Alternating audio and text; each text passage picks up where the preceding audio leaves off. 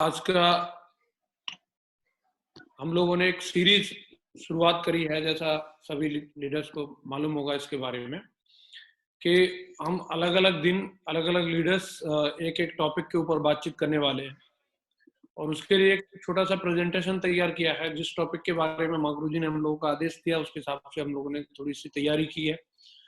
जो कुछ भी बातें मैंने माँ गुरु जी लोगों के सानिध्य में रह करके सीखी हैं इस बिजनेस में आकर के, वो बातें मैं आप लोगों के साथ में शेयर करना चाहूंगा। और जो मुझे जो टॉपिक आज बातचीत करने के लिए मिला है वो है जिम्मेदारी, पावर ऑफ रिस्पॉन्सिबिलिटी, जिसके बारे में मैं आप सभी लोगों से आज मैं बातचीत करना चाहूंगा। जिम्मेदारी एक अपने आप में एक बहुत जबरदस्त चीज है, और मैंने जिम्मेदारी के बारे में जो कुछ भी सीखा है, मैंने अपने ग्रेट मागुरु जी लोगों से सीखा है। मागुरु जी नरसिंह ग्रेवाल सर, मागुरु जी श्री माधव सर, मागुरु जी श्री विजय, लगातार मागुरु जी लोगों ने जो चीजें मुझे इस बिजनेस में रह करके डायरेक्टली इनडायरेक्टली मंच के माध्यम से मेरे साथ रह करके, और मुझे किस्से कहानियों के माध्यम से, ट्रेनिंग के माध्यम से जो भी चीजें सिखाई हैं, मैं वो बातें आप लोगों के बीच में डिस्कस करना चाहूंगा।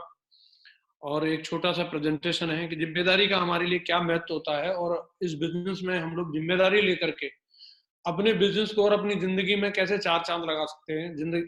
जिम्मेदारी कितनी जरूरी चीज है हमारे लिए, मैं उसके बारे में बात करूंगा। सबसे पहली चीज, जिम्मेदारी हम लोगों को क्यों लेनी चाहिए। जिम्मेदारी एक लेने की एक वजह ये भी है कि जब इस बिजनेस में हम लोगों को एक कोई कामयाबी या कोई एक लेवल मिल जाता है, जैसा कि मैं यहाँ देख पा रहा हूँ सभी ज्यादातर रूबी और डायमंड्स और उसके अबव के लेवल के लोग हैं, तो मुझे ऐसा मागुरु जी लोगों ने बताया है कि जब आपको इस बिजनेस में कोई भी लेवल से नवाजा जाता है, तो आपके ऊपर एक कर्ज चढ़ जाता है।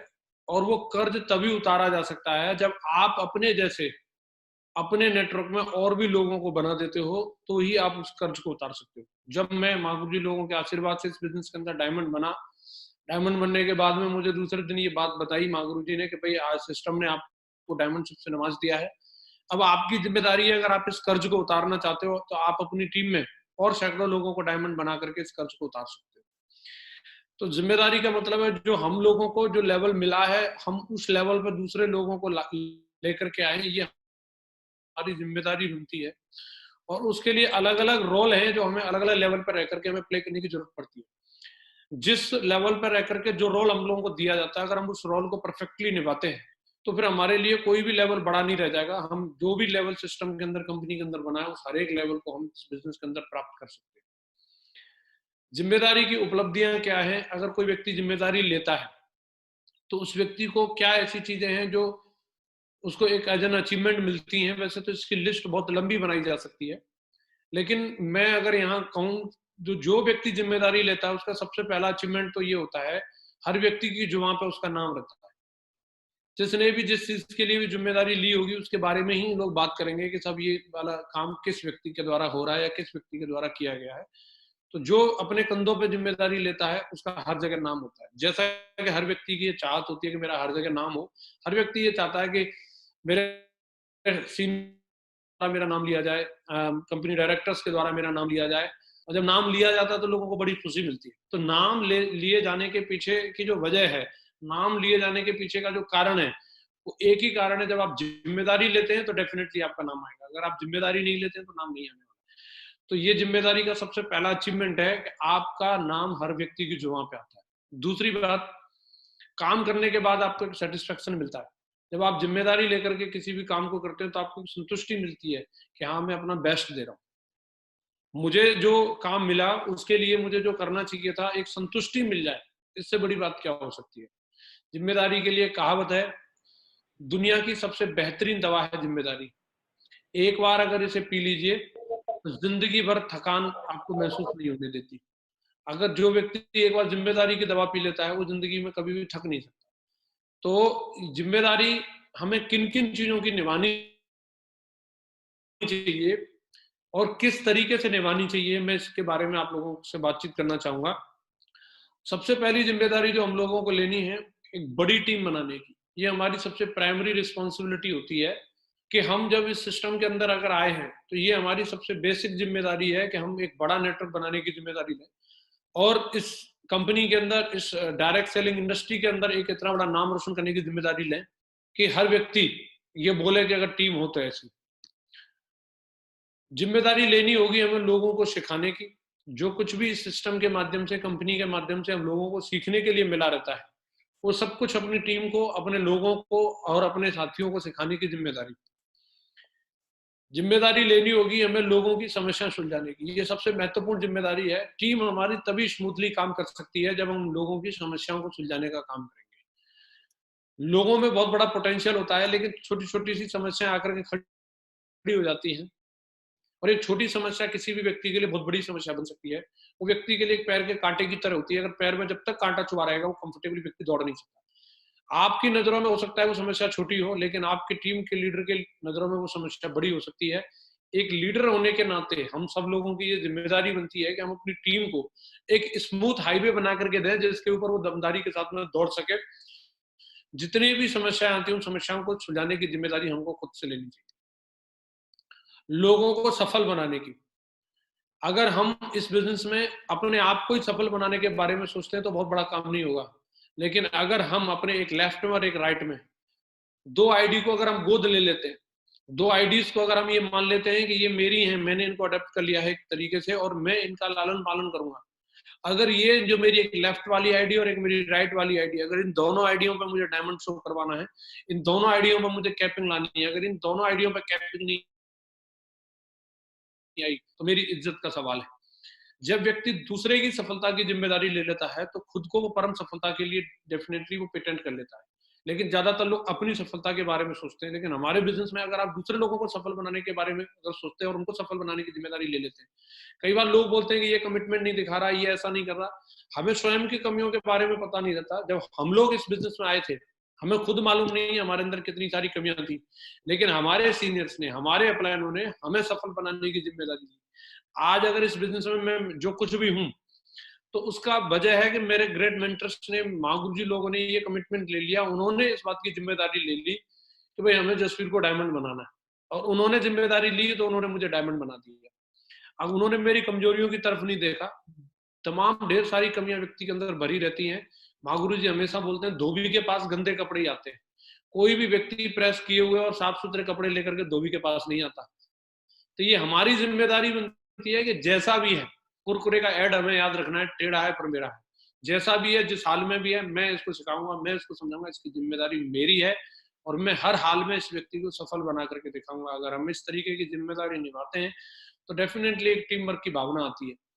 जिम्मेदारी में और अधिकार में एक थोड़ा सा हमें कंपैरिजन समझना है कि जब हम लोगों को जिम्मेदारी मिलती है तो कई बार हम उसको अधिकार समझ बैठते हैं, लेकिन जिम्मेदारी में और अधिकार में, दोनों चीजों में एक अंतर है। मैंने यहाँ एक डायग्राम बनाया है, उससे आपको समझ में आएगा। अधिकार में आदेश का भाव होता है।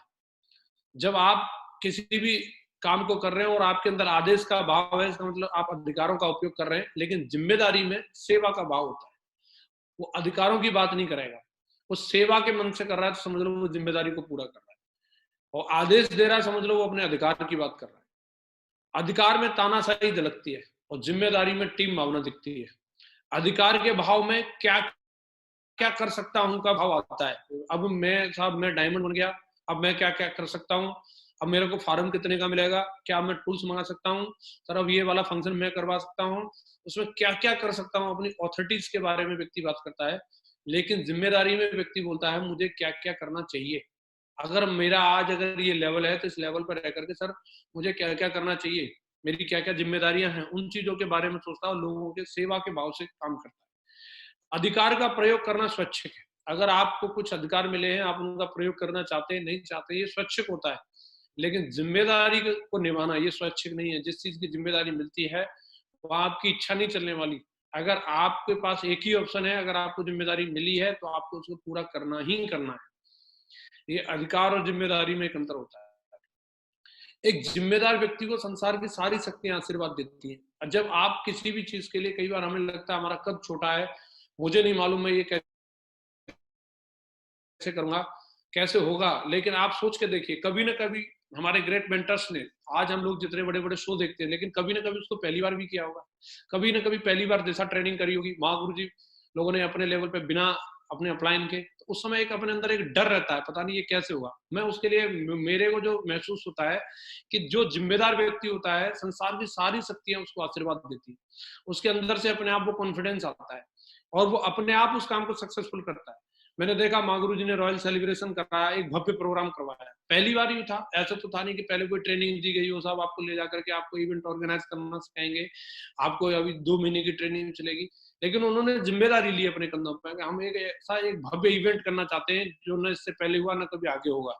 उसकी एक क्रिएशन करी और उसकी जिम्मेदारी ली, तो सारी शक्तियों ने आशीर्वाद दिया और अपने आप वो चीजें जुड़ने लग जाती है, अपने आप वो आइडिया आने लग जाते हैं, अपने आप वो लोग मिलने लग जाते हैं। जब आपने जिम्मेदारी ली है, उस जिम्मेदारियों को पूरा कराने के लिए जो आपको सोर्स चाहिए वो अपने आप सोर्स आपके पास आता है। लेकिन आपको सबसे जरूरी चीज है, आपको अपने कंधों को उसके लिए तैयार करना होगा। हाँ, मैं जिम्मेदारी लेने के लिए तैयार हूँ।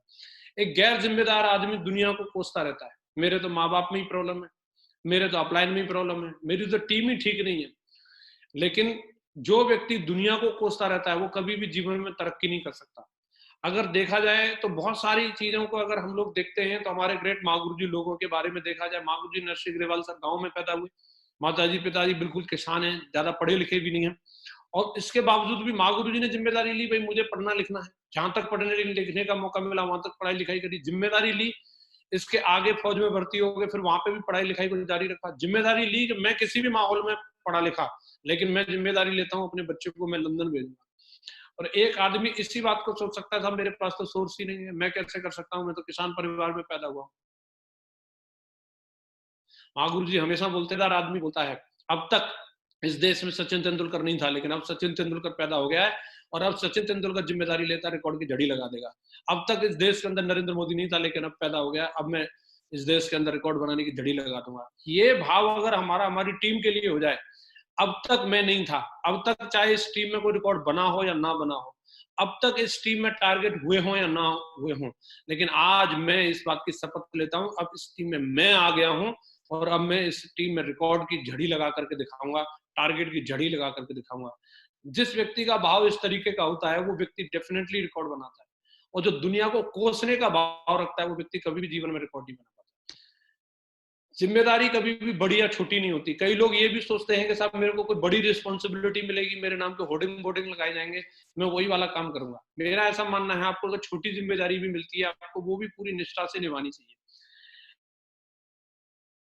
इसके लिए एक स्टोरी आप लोगों ने पढ़ी होगी, एक जंगल के अंदर आग लग जाती है और सारे जीव जंतु वहां से भाग रहे होते हैं, हाथी भी भाग रहा है, शेर भी भाग रहा है, कुत्ते भी भाग रहे हैं, बिल्ली भी भाग रही है, लेकिन एक छोटी सी चिड़िया अपनी चोंच में पानी भर के लाती है तालाब से और ला करके उस आग में डालती है, फिर जाती है तालाब में, फिर वहां से पानी भर के लाती है और वहां डालती है। तो एक बंदर उधर बैठा हुआ था और बंदर उसको पूछता है कि तेरी चोंच के पानी से क्या आग बुझ जाएगी? तुझे क्या लगता है तेरी छोटी सी चोंच में इतना पानी आएगा जो तू इस आग को बुझा सकती है? तो उस चिड़िया ने बड़ा सुंदर सा जवाब दिया, सुनो बंदर मामा, मैं जानती हूँ मेरी चोंच के पानी से आग नहीं बुझने वाली, लेकिन एक बात याद रखना, जब इस जंगल का इतिहास कभी अगर लिखा जाएगा तो तुम्हारा नाम तमाशा देखने वालों में लिखा जाएगा, मेरा नाम जो लिखा जाएगा आग बुझाने वालों में लिखा जाएगा। मैटर ये नहीं करता कि हमें किस लेवल की जिम्मेदारी मिली है, मैटर ये करता है हम उसको निभाते किस तरीके से। मुझे आज एक वाकया याद आ रहा है, स्टार्टिंग में जब मैंने बिजनेस को शुरू किया था, हम लोगों ने सादाबाद में अपना नया ओपन किया था। मैं आज आपको बताना चाहता हूं कि हमेशा व्यक्ति को डायरेक्ट बड़ी बड़ी जिम्मेदारियां नहीं मिलती, लेकिन जो जिम्मेदारी मिलती है अगर आप उसको अच्छी निष्ठा से अगर आप निभाते हो तो वो जिम्मेदारी डेफिनेटली आपके लिए एक सीढ़ी का काम करती है, जो आपको बड़ी जिम्मेदारी की तरफ लेकर के जाती है, बड़े नाम की तरफ लेकर के जाती है। मैं आपको बताना चाहता हूँ, तो वहां पे वॉलंटियर्स की जब मीटिंग हुई, माँ गुरु जी श्री विजयपाल सर और माधव सर ने मीटिंग ली, प्रकाश सेवा सदन के अंदर वो मीटिंग हो रही थी और उसमें अलग अलग लोगों को अलग अलग जिम्मेदारी दी जा रही थी। पहले ट्रेनिंग शुरू की थी, वहां पे प्लान बाद में शुरू किया था, पहले ट्रेनिंग शुरू की थी। तो कुछ ट्रेनर्स के नाम लिखे गए कि ये लोग ट्रेनिंग लिया करेंगे, ये लोग ये करेंगे ये करेंगे। तो मैंने भी अपना वॉलंटियर में नाम लिखवाया था, मैं बिल्कुल नया था, मेरी 10 20 50 की टीम रही होगी, मैंने भी अपना नाम लिखवाया, मैं मुझे भी कोई काम दिया जाए। तो माँ गुरु जी ने लास्ट में जब देखा कि सारी जिम्मेदारियां दे दी गई तो क्या बचा, तो मेरे को बोल दिया, भाई आपका सबसे इंपॉर्टेंट जिम्मेदारी है, आपको सबसे पहले वेन्यू में आना है और आकर के आपको ये देखना है कि कुर्सियां लगी हैं कि नहीं लगी, पानी लगा है कि नहीं लगा है, प्रोजेक्टर लगा है कि नहीं लगा है, आपकी ये जिम्मेदारी। मैंने बिल्कुल इसको बड़ी निष्ठा से स्वीकार किया और मुझे लगा ये तो बड़ी इंपॉर्टेंट जिम्मेदारी है, अगर मैं नहीं आऊंगा वेन्यू पर तो ट्रेनिंग ही नहीं होगी। और मैं इससे पहले कभी सोच सकता था कि मैं ट्रेनिंग में जाऊं या ना जाऊं, लेकिन उस जिम्मेदारी को मिलने के बाद मेरे दिमाग में ये चीज आ गई, अगर मैं नहीं गया तो ट्रेनिंग ही नहीं शुरू हो पाएगी। और मैं पूरी वहां पहुंचता था प्रकाश सेवा सदन के अंदर, वहां एक बुजुर्ग बाबा रहते थे और कोई नौकर भी रहता नहीं था। जैसे ही मैं उनको पूछता था कि कुर्सियां, तो वो बोलते थे लगा ले बेटा, तो मैं खुद ही कुर्सियां लगाता था, फिर खुद ही उनको पहुंचता था। फिर पानी की पूछता था, पानी बोले समर सेबिल चला के भर ले, फिर प्रोजेक्टर लगाता था और मैं बैठ जाता था, बोले सारी कुर्सियां साफ करके, बोला हाँ ट्रेनिंग शुरू हो सकती है। तो इस भाव से मैं जब उस काम को लगातार करता रहता था, रेगुलर ट्रेनिंग में जाता रहता था। एक दिन ऐसा आया, मंगलवार के दिन हम लोग ट्रेनिंग करते थे, कि उस दिन ना तो माँ गुरु जी विजयपाल सर वहां उपलब्ध थे, माँ गुरु जी माधव सर तो कभी कभी आते थे वहां पे, महीने में 1-2 बार ही मौका मिलता था हम लोगों को माँ गुरु जी की ट्रेनिंग का। सतीश सर कभी कभी ट्रेनिंग लेते थे, राजीव भारती जी कभी कभी ट्रेनिंग ले लेते थे। उनमें से कोई भी वहां पे मौजूद नहीं था। मैंने माँ गुरु जी विजयपाल सर को फोन किया, मैं गुरु जी आज तो यहाँ पे कोई ट्रेनिंग लेने के लिए नहीं। तो उन्होंने पूछा कि सतीश जी आए? मैंने कहा नहीं वो भी नहीं आए। बोले राजीव भारती जी आए? बोले वो भी नहीं आए। तो गुरु जी ने ऐसे ही बोल दिया, अरे टाइगर साहब इतने दिन से आप ट्रेनिंग अटेंड कर रहे हो, अब तो आप भी ट्रेनिंग देना सीख गए होंगे और आप ही ट्रेनिंग दे दो। तो अभी मेरे लिए तो ये एकदम से, मैंने कहा गुरुजी क्या मैं ट्रेनिंग दे सकता हूँ? बोले बिल्कुल आप बहुत बढ़िया ट्रेनिंग दे सकते हो। मुझे नहीं मालूम माँ गुरुजी को उस समय और कोई ऑप्शन ना हो या जो भी कारण रहा हो, लेकिन गुरुजी ने बोल दिया। अब मैंने अपनी टीम के एक चेले को भेजा, मैं जाकर के एंकरिंग कर आज मैं ट्रेनिंग दूंगा। और मुझे नहीं मालूम मैंने जो मेरे से बन पड़ा, आंख बंद करके मैंने पूरी दमदारी के साथ में ट्रेनिंग दी। मंच छोटा सा, 15-20 लोग थे, बात इस बात की नहीं है, लेकिन मेरा जोश पूरा था और मैंने उसको पूरा बेस्ट दे करके निभाया। और उस दिन का फीडबैक माँ गुरु जी के पास पहुंचा, बोला आज की ट्रेनिंग बहुत दमदार हुई। हरिंदर सर का मेरे पास फोन आया, बोले विजयपाल सर आपको बधाई दे रहे हैं। तो मैंने उस दिन से मेरे दिमाग में ये गलत फहमी चली कि यार मैं भी ट्रेनिंग दे सकता हूँ और उस दिन से मैं भी पूरे मंच पर जा सकता हूँ। अगर मैं वहां पे रेगुलर आने की जिम्मेदारी नहीं लेता तो डायरेक्ट किसी भी व्यक्ति को एकदम से दिशा की कुर्सी पे बैठाया जाएगा, ऐसा नहीं होता। आपको पहले छोटे लेवल की जिम्मेदारी दी जाती है। अगर आप उस जिम्मेदारी को ठीक से निभाते हो तो इधर वो भी आता है कि आपको बुला करके बड़े लेवल की भी जिम्मेदारी दी जाती है। जिम्मेदारी हमें किन किन चीजों की लेनी चाहिए? इंडिविजुअल लेवल पर अगर हम देखें तो हमें 5 प्रकार की जिम्मेदारियों को अपने अपने लेवल पर निभाना चाहिए। सबसे पहली जिम्मेदारी जो मेरा मानना है, हमें अपनी पुरानी गलतियों से सीखने की। ये कोई और नहीं लेगा, ये हमें ही लेनी पड़ेगी। हमारे बहुत सारी ऐसी गलतियां हम लोगों से हो जाती हैं, लेकिन गलतियां करना कोई अपराध नहीं है, लेकिन गलतियों से सीख ना लेना ये अपराध है। तो ये जिम्मेदारी हमारी है। माँ गुरु जी हमेशा बोलते हैं कि किसी व्यक्ति को अकल जो होती है वो काजू बादाम खाने से नहीं आती, वो गलतियां करके ठोकर लगने से ही अकल आती है। लेकिन ठोकर लगने के बाद भी व्यक्ति अगर सबक ना ले और बार बार उसमें पैर मारे पत्थर में, तो समझ लो वो मूर्ख है। तो ये बनती है कि हमने जो गलतियां करी हैं हम उन गलतियों से सबक लें। दूसरी जिम्मेदारी हमारी बनती है कि खुद में कोई अच्छी आदत डालने की। हमारे अंदर कोई हैबिट अगर डेवलप होगी, ये कोई मिरेकल या कोई जादू नहीं है, ये हमें खुद से जिम्मेदारी लेनी पड़ती है। अगर हमें अपना वजन कम करना है या हमें अपना वजन बढ़ाना है या हमें बुक पढ़ने की आदत बनानी है, किसी भी चीज की अपने अंदर कोई अगर हैबिट डेवलप करनी है तो ये जिम्मेदारी हमारी है। कई बार हम अपने मेंटर पे, अपने कोच पे, कभी दाएं बाएं लोगों पे, कोई लोगों पे हम डाल देते हैं कि उन वो मुझे मोटिवेट करेंगे। वो मोटिवेट कर सकते हैं, लेकिन फिर भी आपको जिम्मेदारी लेनी पड़ेगी अपने अंदर वो आदत डेवलप करने की। तीसरी बात, अपनी स्किल को बढ़ाने की जिम्मेदारी भी हमारी होगी कि आज मेरे अंदर क्या क्या खूबियां हैं और कल मेरे को क्या क्या खूबी होनी चाहिए। एक टाइम था कि मुझे लैपटॉप में चालू और बंद करना नहीं आता था। महागुरु जी ने मुझे दिल्ली से लैपटॉप दिलवा दिया और मैं जोधपुर जा रहा था। अब मेरे अंदर जोश तो इतना था कि मेरे महागुरु जी ने मेरे को बोला था कि आप इसे वहीं जोधपुर जाकर के चलाना, लेकिन मैं माना नहीं। मैंने ट्रेन में ही उसको चालू कर लिया और ट्रेन में चालू तो कर लिया, लेकिन मुझे बंद करना नहीं आ रहा।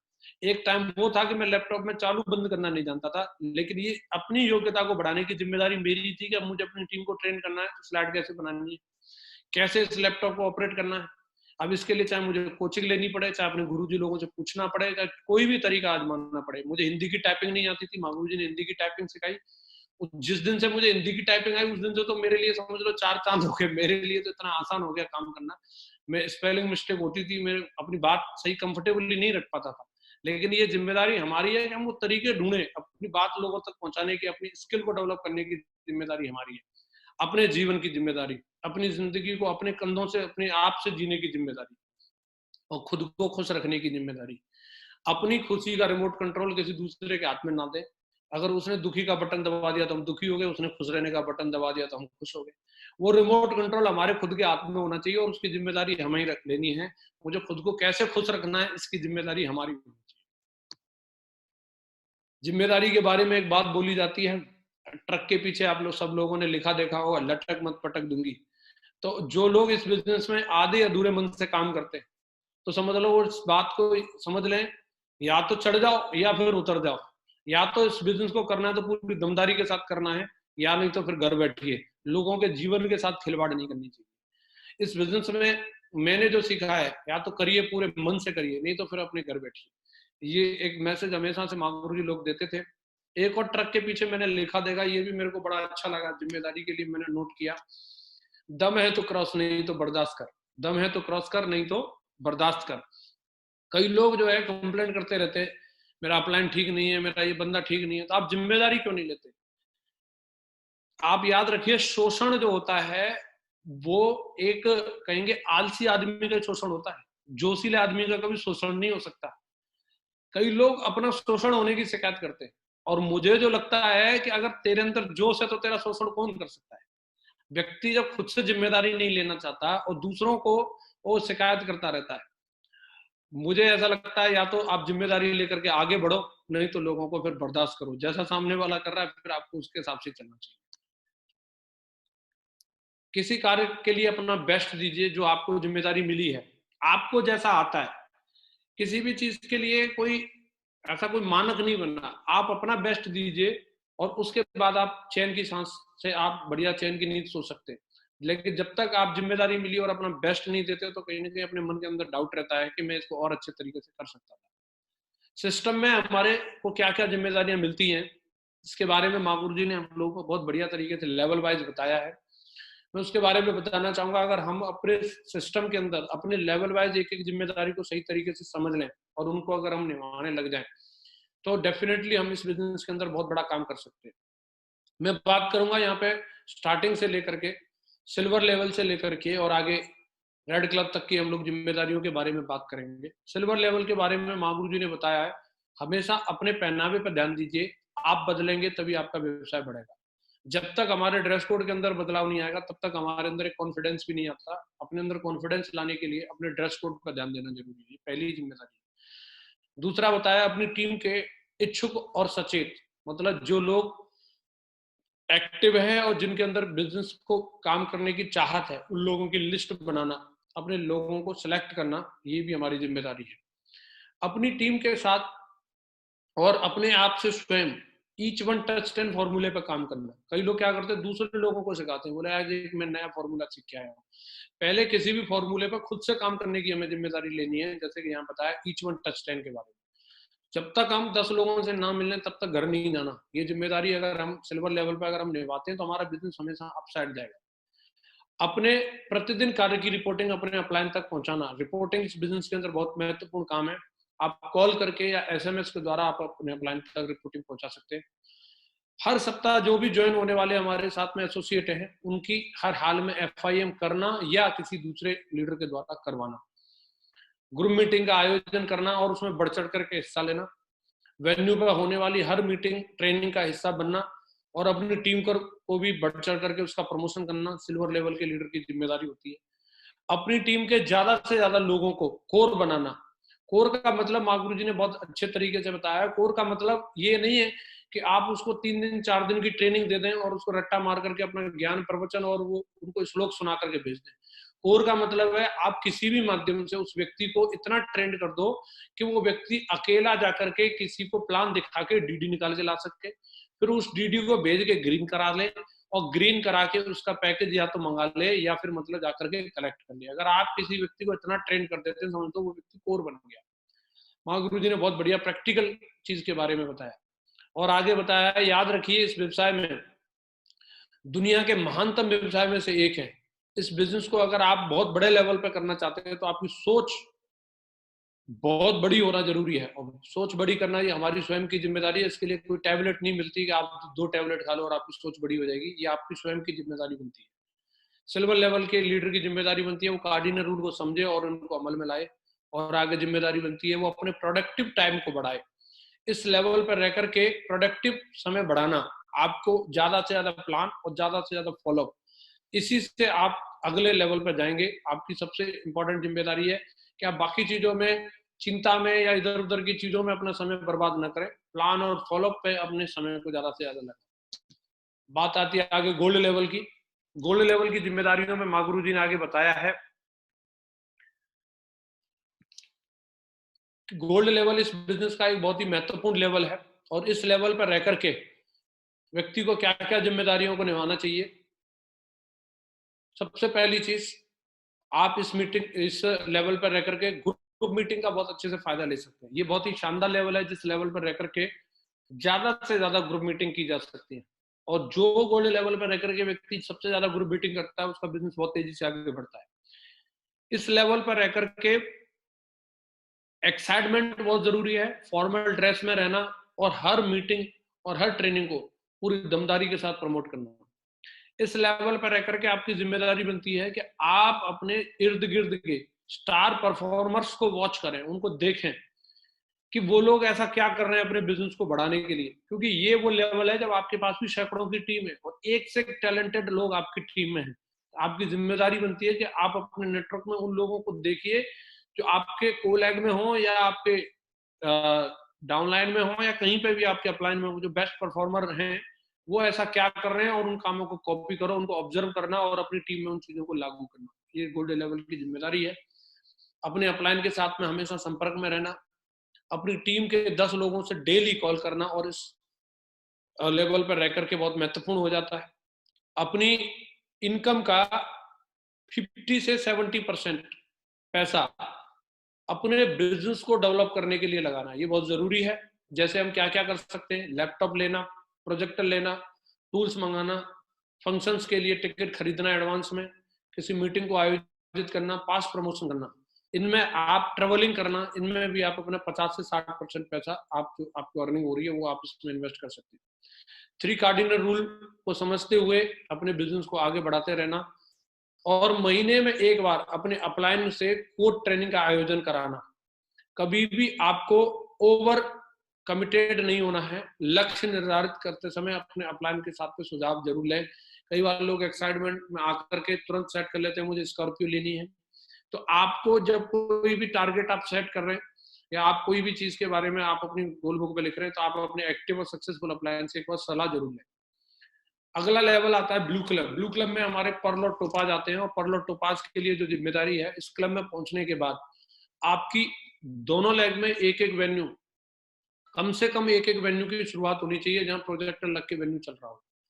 आपकी टीम में कम से कम प्रति सप्ताह आपका टारगेट होना चाहिए कि ज्यादा से ज्यादा वेन्यू रन करें, और आप टारगेट लीजिए, जैसे आपने पहले लैपटॉप लेने का टारगेट लिया था, अगर पर लेवल पे रह करके अगर आप 2 वेन्यू चला रहे हैं तो 5 लेवल पे 1500 2000 की जब आपकी टीम हो जाती है तो कम से कम 10-10 प्रोजेक्टर आपकी टीम में होने चाहिए। अगर आप ये टारगेट पूरा करते हैं तो आपका बिजनेस और तेजी से आगे बढ़ेगा। वेन्यू जहां ऑपरेट हो रहा है वहां माहौल बहुत दमदार होना चाहिए। अगर माहौल खुशनुमा होगा तो आपके बिजनेस में 4 चांद। अब आप अपनी डायमंड अपलाइन से समझ करके सेल्फ टॉक तैयार करें, अपनी माइंड प्रोग्रामिंग करनी चाहिए। मानसिक विकास के लिए आपको किताबों का सहारा लेना चाहिए। जैसे माँ गुरु जी ने यहाँ कुछ किताबों के बारे में सलाह दी है, जैसे अति प्रभावकारी लोगों की 7 आदतें, मुश्किल काम सबसे पहले करें, ये 2 किताब के बारे में माँ गुरु जी ने, और भी कई किताबें जीता आपकी वगैरह जो बुक्स है जो आप इस लेवल पर रह करके पढ़ सकते हैं। समय के साथ लेवल को बढ़ाना और लेवल के हिसाब से अपनी पर्सनैलिटी को डेवलप करना, ये दोनों चीजों के बारे में हमें ध्यान देने की जरूरत है। टाइम टू टाइम अपने लेवल को चेंज करना और लेवल के हिसाब से अपनी पर्सनैलिटी को डेवलप करना, ये 2 चीज अंडरलाइन की जा रही है यहाँ पे, इनको हमें ध्यान में देना है। आपके रेड क्लब और डायमंड क्लब अपलाइन के द्वारा सुझाई हुई किसी भी एक्टिविटी के लिए, जैसे दिशा वर्कशॉप है या कोई भी वर्कशॉप और भी कोई एलडीपी है, उसके लिए बढ़ चढ़ के आपको प्रमोशन करना है। अपनी मेंटरशिप को चुने और उनकी गाइडलाइन में रह करके काम करें। एक कोई कोच होना और उसकी गाइडलाइन में रह करके काम करना। टीम की जिम्मेदारी स्वीकार करें, कठिन निर्णय लें, जैसे कहीं आउट ऑफ टाउन जाकर के बिजनेस को बिल्ड करना, नए नए शहर बिल्ड करना है, इस लेवल पर रह करके आप डेफिनेटली ये डिसीजन ले सकते हैं। और कार्डिनल रूल को कभी भी नहीं भूलना है, चाहे वो आपका लेवल कुछ भी हो, चाहे आप क्राउन एम्बेसडर हो जाए तो भी कार्डिनल रूल का हमेशा पालन करना है। अगला आता है आपका रेड क्लब। इस क्लब में आने के बाद आपकी जिम्मेदारी है, रेड क्लब में आपका अपना आना एक बहुत बड़े गौरव की बात होती है, एक बहुत ही सम्मानीय लेवल होता है रेड क्लब में आना। यहाँ आपके पास टीम भी हजारों में होती है और उसके हिसाब से उसको आगे विकसित करना और खुद को विकसित करना आपकी जिम्मेदारी है। इस लेवल पर रह करके आपको 3 पावर्स को समझना, power of submission, power of unity और पावर ऑफ स्पोकन वर्ड। ये 3 पावर्स का इस्तेमाल करना और इनको अमल में लाना बहुत जरूरी हो जाता है।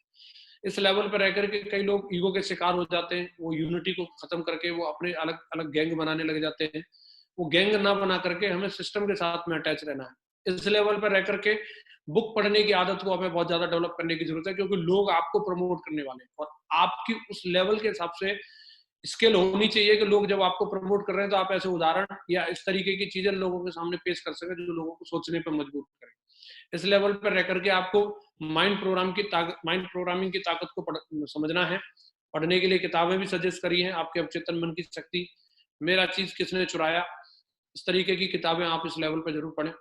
अपने ड्रेस कोड पर ध्यान दीजिए, क्योंकि आपका लेवल रेड कलर का लेवल है, आपको टिप टॉप रह करके ही रहना चाहिए हमेशा। लोग अब आपको एज एन सीनियर एक्सेप्ट करने लगे हैं, और जब ड्रेस कोड अच्छा रहता है तो आपका मोरल भी हाई रहेगा।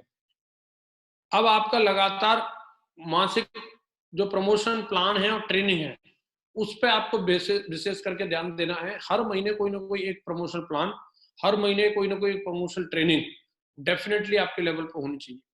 इस लेवल पर रह करके आप अपने डायमंड अपलाइन के साथ में बैठ करके अपनी प्लानिंग, नेक्स्ट अपनी डायमंडशिप आपकी कब होने वाली है अपनी स्वयं की, उसकी प्लानिंग अवश्य करें।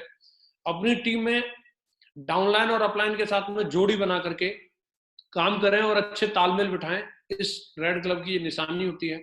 अपनी मेंटरशिप, अपने अपलाइन को प्रतिदिन रिपोर्टिंग करना। ऐसा ना सोचे मैं तो रेड क्लब में हूँ, अब तो मैं तो खुद ही रिपोर्टिंग लेने वाला हूँ।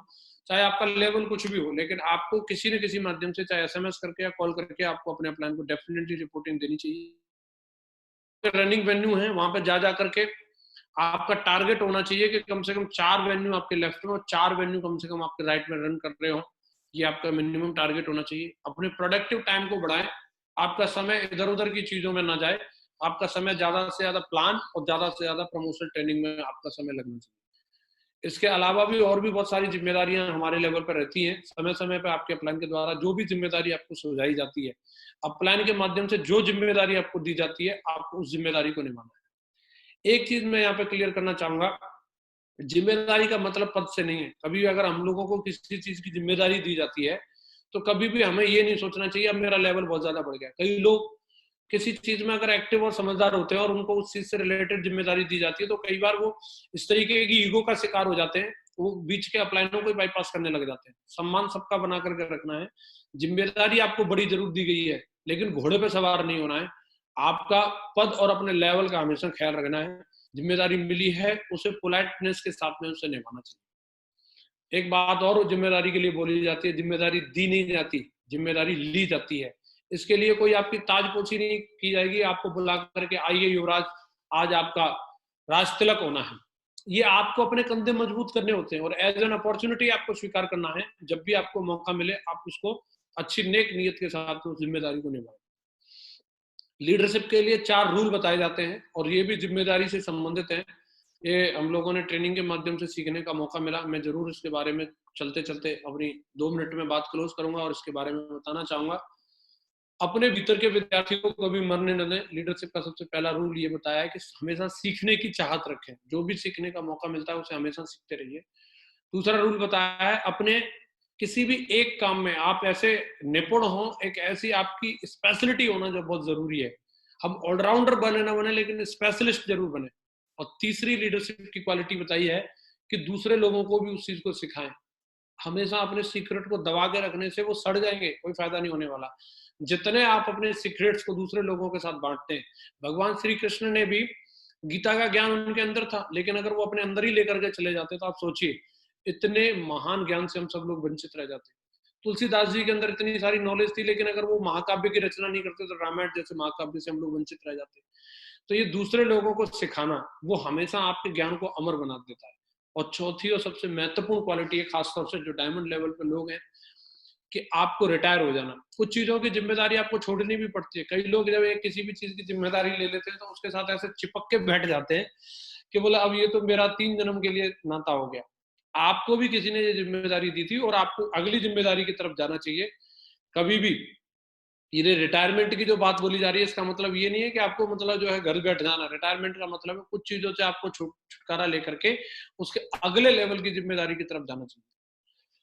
जीवन में त्याग करना बहुत जरूरी है। त्याग के बारे में एक बात बोली जाती है कि अगर आप सांस भी लेना चाहते हैं तो याद रखिए, पहले सांस लेने के लिए भी पहली सांस छोड़नी पड़ती है, तभी आप सांस अंदर ले सकते हैं। तो जीवन में बिना त्याग के कुछ मिलता नहीं है। तो जो जिम्मेदारियां अगर हम दूसरे लोगों को ट्रांसफर नहीं करेंगे, दूसरे लोगों को अगर हम मौका नहीं देंगे, तो फिर ये सिस्टम आगे उस तरीके से बढ़ नहीं पाएगा। अगर माँ गुरु जी लोगों ने हम लोगों को जिम्मेदारी दी नहीं होती और हमने आगे जिम्मेदारी नहीं दी होती, तो शायद इतना बड़ा काम नहीं हो पाता। आज अगर मेरी टीम इतनी बड़ी बनी है तो मैं अकेला ही सब काम नहीं करता, मैंने दूसरे लोगों को भी जिम्मेदारियां दी हैं और वो लोगों पर भरोसा किया है। कई बार हम लोगों को लगता है मैं ही सुपरमैन हूँ, सारे काम मैं ही कर सकता हूँ, लेकिन ऐसा नहीं है। हमसे बढ़िया काम करने वाले भी और भी लोग हैं, लेकिन एक बार दूसरे लोगों को जिम्मेदारी दे के तो देखो। आप लोगों से आज मुझे बातचीत करने का मौका मिला, माँ गुरु जी ने मुझे ये शुभ अवसर दिया। जो कुछ भी मैं इस बिजनेस के माध्यम से टूटी फूटी बातें आप लोगों से कर सकता था, मैंने करने की कोशिश करी है। अगर इसमें मेरे से कोई गलती रही हो तो मैं उसके लिए क्षमा प्रार्थी हूँ। और मैं उम्मीद करता हूँ अगर ये जो चीजें मैंने आज आप लोगों से डिस्कस करी हैं आपके बिजनेस को बढ़ाने के लिए आपके काम आएंगी। और आपको अगर अच्छा